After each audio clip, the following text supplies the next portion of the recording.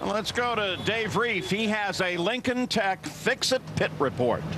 Driver, crew chief, and point leader. We're talking about Mike Neff in funny car driver, the Castrol GTX car, who was the #2 qualifier this weekend with a good 4:03, but track conditions have been tight all weekend long, and he was able to nail at least one good qualifying run. Just talked to him, and he said the problem we've been having all weekend long, this car wants to leave the starting line just way too fast, so I've got to continue to try to pull this clutch down and get this car manageable. Once again, a big matchup against Tim Wilkerson coming up.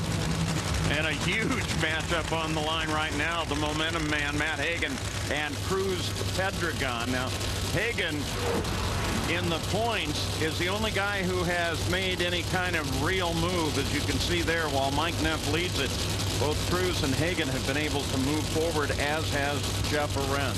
Yeah, and you can see Matt Hagan moved up to 2 positions. He hasn't been awarded the 20 bonus points for the national record. That will come at the end of the event. It's almost, I'm sure it's a lock that he will get. I can't see anybody else. But right now, the focus for that man is in the other lane. Cruz Pedregon. Cruz has really struggled this weekend. He's only been down the racetrack 1 time out of 5. But they know you can't take Cruz lightly because that car has been run so well this season. And one reason they're starting behind the 8-ball, Mike Dunn, they lost their computer for Q1, so they've been playing catch-up since then.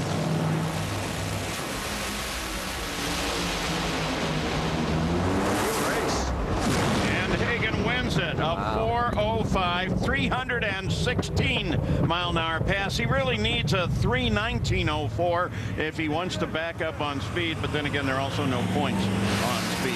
Yeah, only on an ET record. At this point, they don't really care about the speed. But, you know, Cruz Pedregon had the advantage by 0.03 of a second, which really gave Matt Hagan a race. Give credit for Cruz. Struggled all weekend, gets it hooked up, runs a nice 4:10, but unfortunately, Matt Hagan in the other lane was running a 4:05. As you take a look at the Lucas Oil photo finish cam, by half a car length, that diehard car advances to the next round. Take a look at those intervals. Pedregon came off the line first, and then at 60 feet, it was Hagan. At 330, it was Pedregon, and then Hagan took over and took the win, that guy. Let's go back to Matt Hagan's pass from round #1. 3:22 in a funny car. It's unbelievable. When you check out the qualified list of Top Fuel drivers, he was faster 12 of 16 drivers in Top Fuel. Unbelievable. And Mike, that reminds me of a run by John Force back at E-Town. You remember that? I remember that in 1998. You know, with top speed of the entire meet, even over the Top Fuel dragsters, went almost 324 miles per hour. Joe Amato was the fastest dragster, 323. That was an amazing weekend. It sure was. Spencer Massey's pit.